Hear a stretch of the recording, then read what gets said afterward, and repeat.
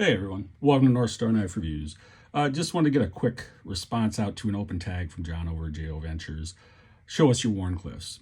And I've got 3 right here. I know I've got a few more. I just couldn't find things quickly, and I just wanted to get this out before I forget, because I do that sometimes. So let's take a look at these. First, I've got this Rough Rider, the black and blue series, and the small blade on this is a Wharncliffe, or a sort of Wharncliffe at least. There, the Wharncliffe versus a sheep's foot. The sheep's foot's going to have more of it's going to come off straight and then be more abrupt, whereas the Wharncliffe has sort of a continuous arc downward.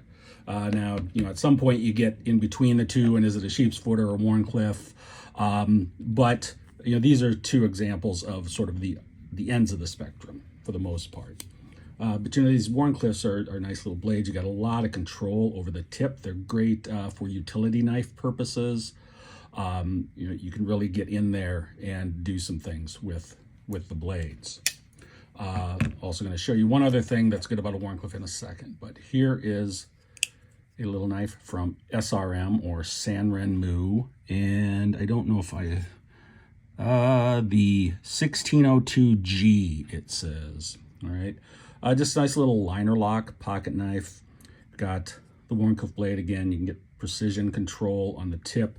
Now this one does have just a slight bit of belly. A true Wharncliffe is going to be flat on the cutting edge, no belly whatsoever.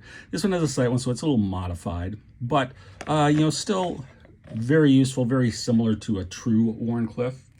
Here, let's put this out so we can see them.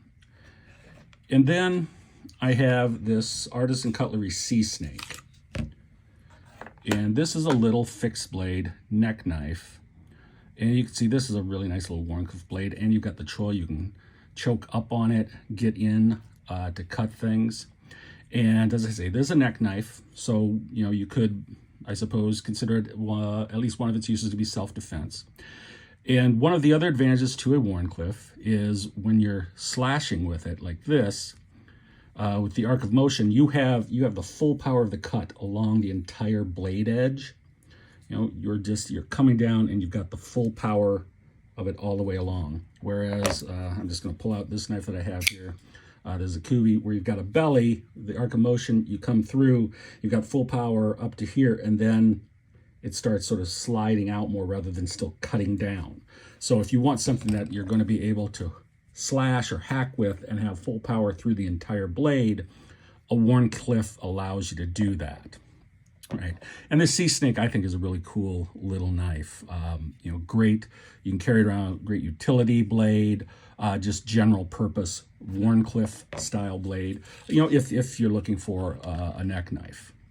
But I really like the Wharncliffes. I know I've got a few more. I don't know where they are. I'm going to have to look for them. But wanted to get this out there real quick. Thank you, John over JO Ventures, for the open tag. You all have a great night. Stay safe. Stay warm if you're up north like me. And I will catch you next time.